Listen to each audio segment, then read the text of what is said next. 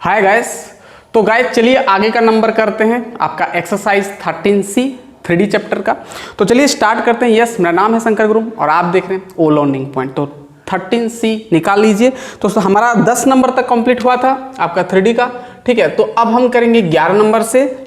ध्यान से देखना, 11 नंबर क्वेश्चन आप देख सकते हैं क्या बोला है। मैं क्वेश्चन लिख देता हूं। प्रूव दैट द लाइन्स, क्या बोला है, proof that the lines, proof that the lines, आपको दो ठो लाइन्स दिया है। सबसे पहला लाइन दिया है x+3/2 equal to y+5/3 equal to z-7/-3। ठीक है, ये एक लाइन का इक्वेशन दिया। और एक दिया x+1/4 equal to y+1/5 equal to z+1/-1 are collinear, sorry coplanar बोला है। क्या बोला है? कोप्लानर। ध्यान से देखना, बहुत ही इंपॉर्टेंट ये आपका है, एग्जाम में पूछता है कोप्लानर। और इसमें ही आपको पूछा है कि find the equation of the plane containing them। क्या पूछा है? containing them, ये आपको क्वेश्चन पूछा है। तो ध्यान से देखना, बहुत ही इंपॉर्टेंट है आपका, ये लॉन्ग क्वेश्चन बन सकता है। ठीक है, क्या बोला है कि दो ठो लाइन्स है, ये एक ठो दो लाइन्स है, इसका इक्वेशन दे दिया।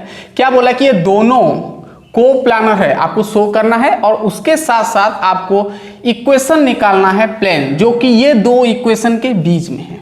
देखो ये क्या बोला है कि एक प्लेन है, ठीक है ना, एक प्लेन है, कोई भी प्लेन है, और ये प्लेन में दो ठो लाइन क्या हुआ है, इंटरसेक्ट हुआ है, तो पैरेलल हुआ है। आपको चेक करना है ये कोप्लानर है कि नहीं। दो ठो क्या है, लाइन पास हुआ है, और ये चेक करना है कि ये दो लाइन, ये लाइन 1 और ये लाइन 2, सपोज ये दो लाइन कोप्लानर है कि नहीं, आपको चेक करना है। और उसके साथ साथ आपको ये प्लेन का इक्वेशन भी निकालना है, जो कि दो लाइन से जुड़ा हुआ है। ठीक है, ये आपका प्लेन। ठीक है, समझ में आ गया। दो लाइन का इक्वेशन आपको ये दे दिया। तो सबसे पहले तो आप लिखेंगे क्या है यहाँ पर सॉल्यूशन। तो जो गिवन है पहले लिख देंगे हम।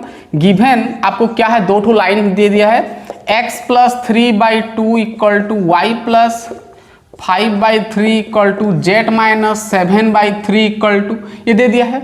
ठीक है, ये एक दे दिया है। और एक क्या दिया है, ध्यान से देखना, और एक इक्वेशन दिया है x+1/4 इक्वल टू y+1/ क्या है ये आपका 5। ठीक है, 5 इक्वल टू z+1/-5। ठीक है, ये दे दिया है। सपोज मैं इसको माना R1 और इसको माना मैं R2। ठीक है, मैं लेट सपोज ले लिया। इतना समझ में आ गया। अब यहां पर ध्यान से देखना, हम जानते हैं अगर दो लाइन कोप्लानर है, इसका मतलब वो दो लाइन पैरेलल हो सकता है या तो फिर दोनों इंटरसेक्टिंग हो सकते हैं, है ना। तो यहां पर अगर यहां पर लिखना है कि अगर if two lines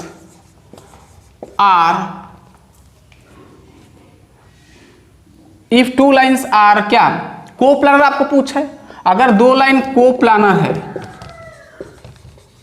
coplanar, if two lines are coplanar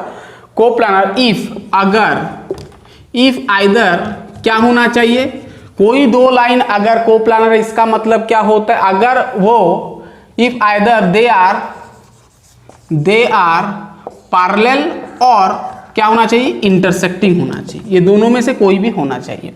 intersecting मैं बता चुका हूं ये सब, है ना, या तो पैरेलल होगा या तो फिर इंटरसेक्टिंग होगा। तो आप यहां पर देखकर बता सकते हो कि पैरेलल होगा कि नहीं। पैरेलल का कंडीशन क्या होता है, डायरेक्शन रेशियोज दोनों का सेम होना चाहिए। बट यहां पर देखना, यहां पर डायरेक्शन रेशियो सेम नहीं है, यानी आपका पैरेलल तो नहीं होगा बट इंटरसेक्टिंग होगा, वो आपको चेक करना है। ठीक है, तो यहां पर ये समझ में आया, इसको मिटाया। चलिए, तो यहां पर लिखना क्या है आपको कि we see that both equation are not parallel because the direction ratios are not same, direction ratio same नहीं है, और प्रोपोर्शनल लिख सकते हो सेम जगह पर, ठीक है ना। चलिए अब हम चेक करते हैं इंटरसेक्टिंग होगा कि नहीं। क्या चेक करेंगे? इंटरसेक्टिंग होगा कि नहीं। तो इंटरसेक्टिंग के लिए पहले तो हम क्या करेंगे, ध्यान से देखना, इतना हो गया, लिख लिए। चलिए मैं इसको मिटाया। अब देखो इंटरसेक्टिंग चेक करने के लिए मैं अभी यहाँ पर लिखूंगा क्या, ये हो गया। चलिए ठीक है ना। आपको मैं जैसे बताया यहाँ पर दो लाइन था, ये एक ठो लाइन और ये एक ठो लाइन, ठीक है। अब दो लाइन आपका इंटरसेक्ट हुआ है कि नो चेक करना है, ठीक है। तो अब मैं क्या किया, सपोज ये जो आपका लाइन 1 है, यानी लाइन 1 का इक्वेशन है ये है, तो लाइन 1 का कहीं भी एक पॉइंट में ले लिया और इसका मैं कोऑर्डिनेट्स निकाला, है ये पॉइंट का मैं कोऑर्डिनेट्स निकाला। तो यहां पर लिखूंगा क्या, any point on line 1 is क्या हो जाएगा, लाइन 1 का एनी पॉइंट ले जाएंगे, यानी एक्स वाई जेड निकालो, यहाँ यहीं से निकालो, R1 के साथ इक्वल करो। तो x का क्या मिल जाएगा, देखो यहाँ पर 2 इंटू R1 2R1 माइनस 3, यानी 2R1 माइनस 3 मिल जाएगा x का वैल्यू, है ना। और y का वैल्यू कितना मिल जाएगा, देखो चेक करना, y का वैल्यू कितना मिल जाएगा, देखो y का वैल्यू 3R1 क्या हो जाएगा, 3y का चेक करो तो 3R1 माइनस 5, 3R1 माइनस 5, और z का निकालोगे 3R1 प्लस 7, 3R1 प्लस 7 आएगा ना। कोई भी मैं कोई भी मैं एक पॉइंट ले लिया, ठीक है ना, ये किसका, लाइन 1 का, कहीं भी एक टू पॉइंट ले लिया, सपोज ये पॉइंट है, आप चाहो तो यहाँ का ले सकते हो, कोई भी एक पॉइंट ले लिया, उसका पॉइंट का कोऑर्डिनेट्स निकाल लिया ये इक्वेशन के थ्रू, ठीक है। समझ में आया, चेक करना वैल्यू ठीक ठाक है। -3R1, रुक जाओ, ये -3 है ना, +3, सॉरी -3 है क्वेश्चन में आपका, ये -3 है, ठीक है। तो ये -3 हो जाएगा, ये -3R हो जाएगा, ठीक है, ठीक है ना। -5 -3R1 -5, ठीक है, इतना ठीक है। ठीक उसी तरह मैं फिर यहाँ पर लिखा any point on line 2 is, मैं ले लिया कोई भी एक पॉइंट ले लिया, कोई कहीं भी ले सकते हो, लाइन 1 कहीं भी एक पॉइंट ले लिया, और ये पॉइंट का कोऑर्डिनेट्स में ये इक्वेशन के थ्रू निकाला। तो क्या आएगा, चेक करना x का 4 इंटू R2 4R2 माइनस 1, है ना, 4R2 माइनस 1 आएगा। ठीक उसी तरह यहाँ पर 5R2 माइनस क्या आएगा, 5R2 माइनस 1, ठीक है। यहाँ पर ठीक उसी तरह यहाँ पर क्या आ जाएगा, -R2 माइनस 1 आएगा, इतना चेक करना। तो ठीक है, ठीक है, बहुत बढ़िया। चलो अब हमको क्या चाहिए कि दो लाइन इंटरसेक्ट हुआ है कि नहीं, इंटरसेक्टिंग पॉइंट उसका आ रहा है कि वो आपको चेक करना, इंटरसेक्ट हुआ है कि वो चेक करेंगे। अगर इंटरसेक्टिंग हो गया यानी दो लाइंस क्या हो जाएगा, कोप्लानर हो जाएगा, ठीक है। चलिए इतना हो गया। चलिए इसको मैं अब क्या कर रहा हूं, इसको मिटाया, ठीक है। ध्यान से देखना, आप चेक करना है आपको, देखना if two lines are coplanar और intersecting, sorry are coplanar, intersecting लिख देंगे ना, आर इंटरसेक्टिंग, अगर इंटरसेक्टिंग है देन क्या होगा, आप जानते हैं ना। अगर दो पॉइंट है, सपोज ये L2 का कोई भी यहाँ पर एक पॉइंट है, कहीं भी आपका पॉइंट है, ठीक है ना, लाइन 1 लाइन 2 का, लाइन 2 का कहीं भी आपका पॉइंट है। अगर ये जो दो पॉइंट मतलब ये दो लाइन इंटरसेक्टिंग कब होगा, जब वो दोनों का कोऑर्डिनेट सेम होगा, यानी x के साथ बराबर होगा, y के साथ, z के साथ बराबर होगा, तब जाकर ये दोनों का इंटरसेक्ट पॉइंट आपको मिलता है, मालूम है ये, ठीक है। तो यहाँ पर आप लिख सकते हो क्या, ये जो 2R1 माइनस 3 इक्वल टू, ये लिख सकते हो, यानी आप यहाँ पर क्या लिख सकते हो, 2R1 minus 3 equal to 4R2 minus 1 लिख सकते हो, ठीक है ना। ठीक उसी तरह यहाँ पर क्या लिख सकते हो, ये इसके साथ आप 3R1 माइनस 5 इक्वल टू क्या लिख सकते हो, 5R2 माइनस 1। ठीक उसी तरह z के साथ इक्वल होगा -3R1 प्लस 7 इक्वल टू क्या लिख सकते हो, -R2 माइनस 1, ठीक है ना। चलो मैं इसको इक्वेशन 1 बनाया, सॉरी ये 1 तो बना चुका था ना, 1 ये सपोज 2 है और ये आपका 3 है और ये 4 है, ठीक। तो सॉरी 1 2 बनाया था ना, ये 3 होगा, ये 3, ये आपका 4 और इसको मैं 5 बनाया, ठीक है ना। इतना इतना अब यहीं से आपको चेक करना है, ठीक है, इंटरसेक्टिंग होगा कि नहीं। इक्वल में कर दिया, ठीक है ना। अब यहां पर ध्यान से देखना, अब यहीं से हम R1 और R2 का वैल्यू निकालेंगे, ठीक है ना। अब देखो फ्रॉम इक्वेशन 3 से अगर हम यहाँ पर R1 का वैल्यू निकालेंगे, किसका, R1 का वैल्यू निकालेंगे तो कितना आएगा देखना, ठीक है ना। यहाँ से अगर हम R1 का वैल्यू निकालेंगे तो क्या आएगा चेक करना, यहाँ पर लिख देना फ्रॉम इक्वेशन 3 से अगर हम देखेंगे R1 तो 2 ये आपका हो जाएगा 2R1 है ना, -3 इधर आएगा तो +3, 3 से 1 चला जाएगा 2 हो जाएगा, यानी आपको 4R2 + 2 मिल जाएगा। अब 2 को इधर काट दिया तो इधर डिवाइड हो जाएगा, यानी आपका 2R2 + 1 हो जाएगा, यानी आपका R1 का वैल्यू कितना मिला ये। अब R1 का वैल्यू इक्वेशन 4 में डालो तो क्या आ जाएगा चेक करना, R1 का वैल्यू डालोगे तो आपको मिल जाएगा R2 का वैल्यू मिलेगा आपको 1, क्या मिल जाएगा आपको 1 मिल जाएगा। ध्यान से देखना R2 का वैल्यू क्या मिल जाएगा 1, आप डाल सकते हो, ठीक है ना। चलो अब हम R2 का मिल गया, अब R1 का कैसे निकालेंगे, R2 का वैल्यू 1 जो मिला इक्वेशन 3 में डाल दो, तो इक्वेशन 3 में डालोगे तो आपको R1 का वैल्यू मिल जाएगा 3, क्या मिल जाएगा 3, यानी R2 का वैल्यू मिला आपका 1 और R1 का वैल्यू मिला 3। अब ध्यान से देखना, मतलब हम ये दो इक्वेशन से हम सब कुछ किए, ठीक है। तो क्या मिल गया, R1 का वैल्यू इतना, R2 का वैल्यू इतना। अब यहां पर ध्यान से देखना कि देखो R1 का वैल्यू मिल गया, R2 का वैल्यू मिल गया, ठीक है। अब ये दो वैल्यू इक्वेशन 5 में डालो, ठीक है ना। कहां पर, इन इक्वेशन 5 में अगर डालोगे तो क्या आएगा देखो, तो इक्वेशन 5 में डालोगे तो R1 R2 का वैल्यू ऑब्वियसली ये क्या आ जाएगा आपका 0 आ जाएगा, क्या आ जाएगा, मतलब दोनों तरफ बराबर हो जाएगा, ठीक है ना। समझ में आया, R1 और R2 का वैल्यू डालोगे तो दोनों तरफ सेम आना चाहिए रिजल्ट। देखो R1 जगह पर यहाँ पर 3 3 9 9 से -7 से -2,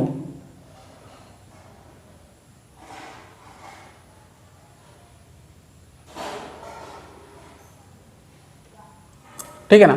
यानी आप यहाँ पर गौर से देखोगे तो इक्वेशन जो आपका 5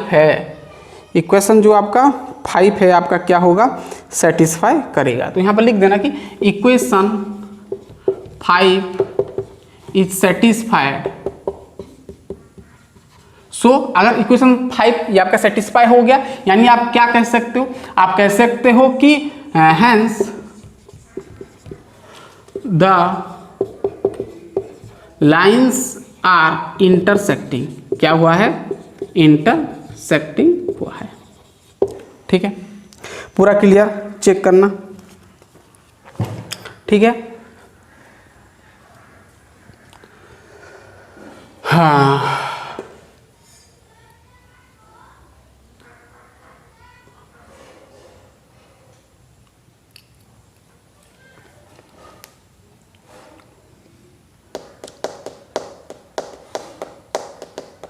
यहाँ पर R1 जगह पर डालोगे 3 3 9 -9 + 2 यानी -2 हो जाएगा।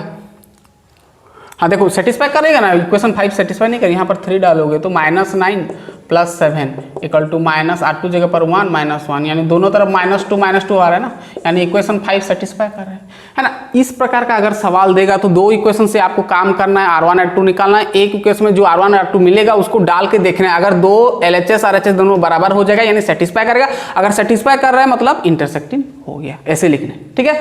बहुत ही आसान सवाल। चलिए इंटरसेक्टिंग हो गया तो हम क्या कह सकते हैं, इंटरसेक्टिंग हो गया, hence the lines are intersecting, so क्या हो जाएगा, सो लाइन्स आर क्या होगा, सो लाइन्स आर क्या हो जाएगा भाई, कोप्लानर, क्या हो जाएगा, कोप्लानर हो जाएगा, ठीक है।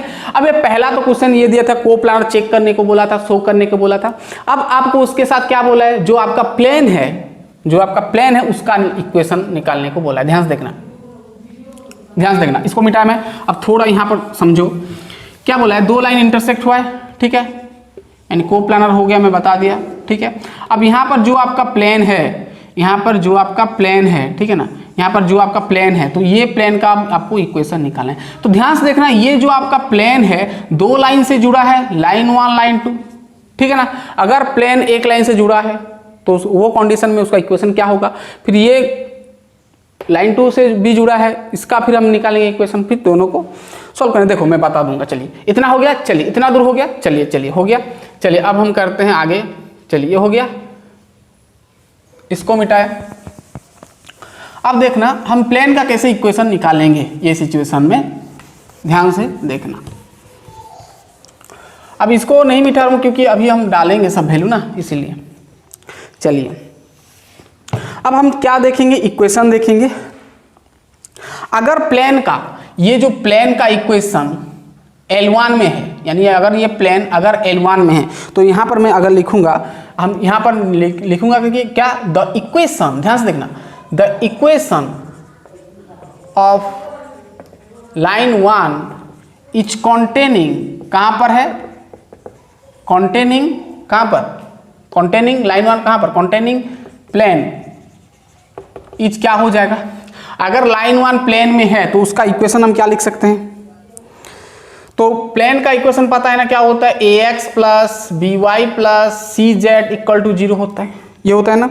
तो ठीक उसी तरह यहाँ पर ax जगह पर आपका इक्वेशन लाइन 1 का ऊपर वाला इसको डालना है, x प्लस 3, x जगह पर x प्लस 3 हो जाएगा, प्लस बी वाई जगह पर क्या लिखोगे भाई, y प्लस 5, फिर c है, z जगह पर डालोगे क्या, z माइनस 7 इक्वल टू 0 हो गया।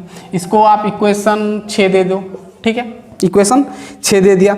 अब देखना यहाँ पर, ध्यान से देखना, ये यहाँ पर थोड़ा डिफिकल्ट लगता है बहुत सारे बच्चे को, ध्यान से देखना। ये हो गया, इसको मैं इधर थोड़ा मिटा दिया। चलिए अब क्या करना, और इसको आप ऐसे लिख सकते हो, ध्यान से देखना, और x प्लस 3 का डायरेक्शन रेशियो क्या है, 2 है, तो यहाँ पर आप 2 मल्टीप्लाई कर सकते हो, 2 इंटू ए 2a हो जाएगा। ठीक उसी तरह यहाँ पर 3 है तो 3 भी लिख सकते हो, प्लस c यहाँ पर -3 है तो यहाँ पर -3c लिख सकते हो, इक्वल टू 0, इस प्रकार लिख सकते हो आप। ये इक्वेशन 7 दे दो। ठीक उसी तरह यहाँ पर भाई देखना, ठीक उसी तरह आपको क्या करना है, सिमिलरली क्या हो जाएगा नेक्स्ट आपका, वही आपका सेकंड इक्वेशन में करोगे तो क्या आ जाएगा, ध्यान से देखना। डायरेक्ट मैं लिख दे रहा हूँ, क्या हो जाएगा आपका 4a प्लस 5b और माइनस c इक्वल टू 0 आ जाए। इसको इक्वेशन 8 दे दो, ठीक है, माइनस c, ठीक है, इतना हो गया। अब कुछ नहीं करना, आपका जो इक्वेशन 7 है और इक्वेशन 8 है, ये दोनों को सॉल्व करके ABC निकाल कर जो वैल्यू आएगा, डायरेक्शन रेशियोज जो आएगा, वो आपको इक्वेशन नंबर 6 में डालना है, ठीक है। तो इसको आप अब मिटाओगे, ठीक है। अब ध्यान देना, अब आप सॉल्व करना है, यहां पर क्या करना है,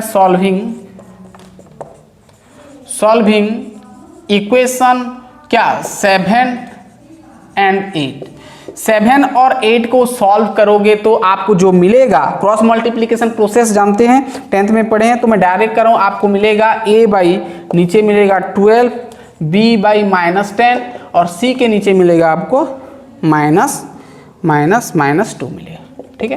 क्या मिल जाएगा, -2 मिल जाएगा, ठीक है।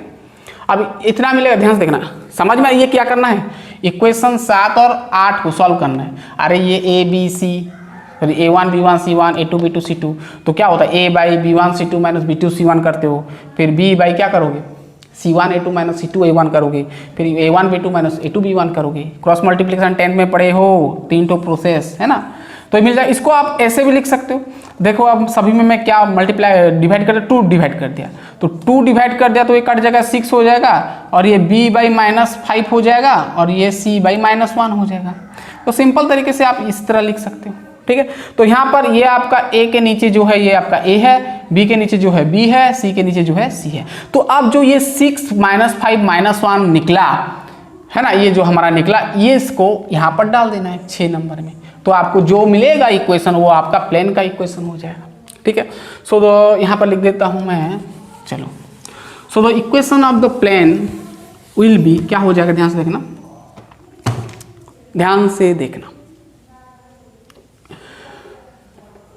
So the equation of the plane will be, क्या हो जाएगा चेक करना,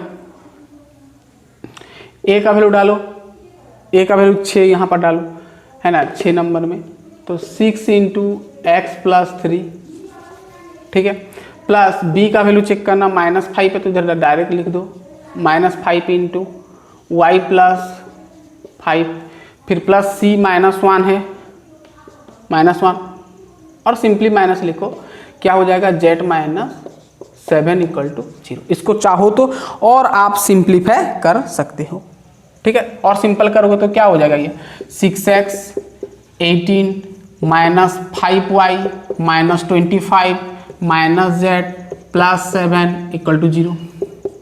अब 6x रह गया, माइनस ये आपका 5y है, ठीक है ना, -5y हो गया, और z वाला देखो -1 लगा है, -1 और कांस्टेंट देखो ये 18 है और ये 7 है, 25 0 हो गया, यानी 0 हो गया, यानी 6x - 5y = 0 मिल जाएगा, ठीक है, समझ में आ गया पूरा क्लियर। तो ये आपका क्या आ गया, प्लेन का इक्वेशन, जो कि 2 ठो लाइन है, 2 लाइन के बीच में प्लेन है, उसका इक्वेशन ये है, ठीक है। चलिए इतना तो बहुत ही आसान था। चलिए 11 नंबर कंप्लीट हुआ, 12 नंबर देखते हैं। चलिए लिख लीजिए पहले इतना, आगे बढ़े, बहुत ही बढ़िया। चलिए 12 नंबर हम देखते हैं। ऐसे करना ही आपका 6 मार्क्स का आएगा, जितना भी आपका लॉन्ग क्वेश्चन 6 मार्क्स का होता है ना। चलिए 12 नंबर क्या बोला है,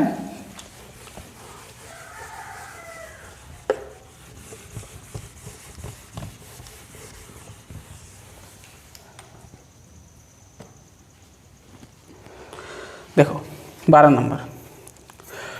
नंबर आपको पूछा है, प्रूव दैट द लाइंस ये एंड ये आर को प्लानर, ठीक है, आपको लाइन सब दिया है, आपको चेक करना है को प्लानर है कि नहीं, ठीक है। Prove that the lines are coplanar, आपको चेक करना है, लाइंस आर, लाइंस पहले लिख देते हैं क्या क्या लाइंस दिया है, ठीक है। x + 4/3 = y + 6/5 = z -1/-2 एंड, ठीक है, एंड 3x - 2y + z + 5 = 0 यहाँ पर 2 ठो इक्वेशन साथ में जोड़ दिया है ना, प्लस 4z - 4 और क्या बोला है को प्लानर, क्या बोला है को प्लानर बोला है। चलो इसको सॉल्व करना है, कैसे करना है, सोचो कैसे करना है, ठीक है। को प्लानर का कंडीशन क्या है कि वो 2 लाइन क्या होना चाहिए, पैरेलल होना चाहिए या तो फिर इंटरसेक्टिंग होना चाहिए, ठीक है। तो जैसे मैं बताया 11 नंबर ना, ठीक उसी तरह हल्का फुल्का होगा। चलिए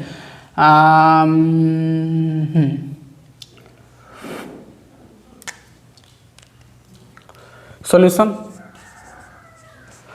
जो आपका इक्वेशन दिया है ना भाई, इसको लिखो ऐसे, x + 4/3 = y + 6/5 = z -1/-2। इसको सपोज r ले लिया, यहाँ पर से लिख दिया, सपोज हम यहाँ पर r ले लिए, क्या ले लिए, r ले लिए, आप चाहो तो r1 r2 जो भी ले सकते हो, ठीक है।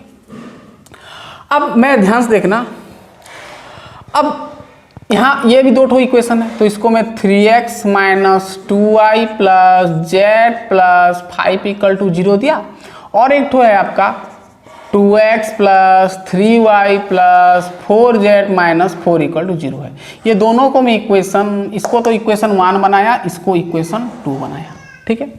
अब सपोज ये जो है आपका, ये जो लाइन, सपोज ये दोनों को क्या कर रहा है, मतलब ये लाइन, मतलब ये इक्वेशन, मतलब ये लाइन का इक्वेशन है, तो ये लाइन को क्या कर रहा है, आपको क्या बोला, को प्लानर चेक करना है। को प्लानर चेक कब होगा, को प्लानर कब होता है, जब दोनों पैरेलल हो या तो फिर इंटरसेक्टिंग हो। तो यहाँ पर मतलब यहाँ पर आप लिख सकते हो कि इक्वेशन 1 और इक्वेशन 2, यहाँ पर आपको क्या लिखना है, ध्यान से देखना,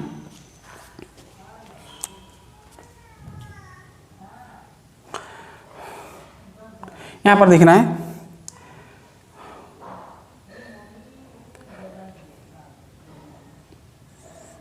इफ दे आर, यानी ये सब, if they are coplanar, if they must be, क्या होना चाहिए, पैरेलल और इंटरसेक्टिंग होना चाहिए। ठीक है, ये लिखते हो, ठीक है, इंटरसेक्टिंग होना चाहिए। तो मैं क्या किया, अब यहाँ से मैं क्या एक्स वाई जेड का पॉइंट ले लिया, ठीक है ना। मतलब यहाँ पर दो ठो इक्वेशन है, ये दोनों का मैं एक कॉमन पॉइंट, मतलब ये पहला वाला इक्वेशन आप कह सकते हो, ये पहला वाला लाइन का इक्वेशन का मैं एक पॉइंट ले लिया, ठीक है। तो क्या ले लिया, पॉइंट ले लिया, तो क्या आ जाएगा भाई, देखो यहाँ पर चेक करना, तो यहाँ पर लिखना है any point on line 1 is, मैं ले लिया। यहाँ पर क्या होगा बताओ, तो इसको r के साथ इक्वल करोगे तो x का वैल्यू आएगा 3r - 4, y का वैल्यू आएगा आपका 5r - 6, 5r - 6, z का आएगा -2r + 1, -2r + 1, इतना आएगा। चेक करना तो इतना आएगा, ठीक है। अब आपको क्या करना है, ये जो आपको x, y और जो z मिला, ये x, y, z वैल्यू ये दो इक्वेशन में डाल देना है। सपोज ये आपका, हाँ, ये दो इक्वेशन, ये दोनों इक्वेशन में डालना है, ठीक है, ठीक है। चलो अब मैं इसको मिटाया, ठीक है, बहुत ही आसान, देखो मैं बताऊंगा सब डिटेल, अब समझ में आएगा। अब डालो तो इसका वैल्यू यहाँ पर डालो, तो 3 इंटू क्या हो जाएगा, x का वैल्यू 3r - 4, ठीक है, -2 इंटू y का वैल्यू 5r - 6 प्लस z का वैल्यू -2r + 1, ठीक है। अब प्लस क्या है आपका 5 = 0, इसको इक्वेशन बनाओ 3, ठीक। उसी तरह यहाँ पर भी डालो ये इक्वेशन में, तो 2 इंटू 3r - 4, फिर प्लस 3 इंटू क्या हुआ y का value 5r - 6 plus 4 into z का वैल्यू -2r + 1, फिर प्लस है, सॉरी -4 है, -4 = 0, ठीक है। इसको मैं इक्वेशन बनाया 4, दिख रहा है, इसको मैं इक्वेशन बनाया 4। अब यहाँ पर ध्यान से देखना, इतना दूर समझ में आ गया। अब देखो यहाँ पर अगर इक्वेशन 3 को सॉल्व करोगे, है ना, सॉल्विंग इक्वेशन 3, अगर इक्वेशन आप 3 को सॉल्व करोगे तो क्या मिलेगा, यहाँ पर r1 में r मिलेगा, तो r का वैल्यू कितना आएगा, ध्यान से देखना, r का वैल्यू कितना आएगा, 2 आएगा। मैं आगे से कर लिया हूँ, इसको फिर क्यों मैं आगे करूँगा, ठीक है। तो आप खुद कर सकते हैं, इसका r का वैल्यू मल्टीप्लाई करना भाई, 3 इंटू 3 ये मल्टीप्लाई सबको खोल खाल कर आपको क्या करना है, r का वैल्यू निकालना है। तो फाइनली आपको क्या मिलेगा, r का वैल्यू 2 मिलेगा, आप कर सकते हो, क्या मिल गया, 2 मिल गया। अब देखो ये 2 जो है, ये 2 है r का वैल्यू, यहाँ पर अगर डालोगे 4 में डालोगे, ठीक है, ये हो गया इतना, मैं मिटाऊंगा। चलिए यहाँ पर थोड़ा बस लिखना है और कुछ नहीं। अगर 2 का वैल्यू इक्वेशन नंबर 4 में डालोगे तो ये बराबर 0, मतलब इधर जो होगा उधर भी उधर होना चाहिए। अगर 0 हो गया मतलब सेटिस्फाई कर गया 4, यानी हम कह सकते हैं ये तीनों लाइन क्या होगा, कोप्लानर होगा, ठीक है, ठीक है ना। तो अब चेक करना, यहाँ पर लिखना है बस आपको, इफ वी पुट r = 2 कहाँ पर, इन इक्वेशन 4, अगर हम पुट करेंगे इक्वेशन 4, देन ये क्या हो जाएगा, इट विल बी सेटिस्फाई होगा। So we can say that both lines are coplanar कह सकते हैं, ठीक है। सेटिस्फाई कर रहा है मतलब कोप्लानर कह सकते हैं, ठीक है, मतलब तीनों क्या हो जाएगा, आपका कोप्लानर हो जाएगा, ठीक है ना। मतलब ये तीनों इक्वेशन क्या हो जाएगा, कोप्लानर। बस ये थोड़ा थ्योरेटिकली आपको ये बस लिखना है, तो बहुत ही आसान था। 11 नंबर गाइस और 12 नंबर कंप्लीट हुआ। तो हम तुरंत मिलते हैं कहाँ पर, 13 नंबर में। 13 नंबर आपका थोड़ा बड़ा नंबर है, ठीक है, 13 नंबर, 14 नंबर, 13 नंबर थोड़ा बड़ा लग रहा है मेरे को, ठीक है, कोई बात नहीं, हम करेंगे सब। 13 नंबर से हम चालू करेंगे, तो पढ़ाई करते रहिए। हम तुरंत मिलते हैं। बहुत बहुत धन्यवाद, थैंक्स अ लॉट।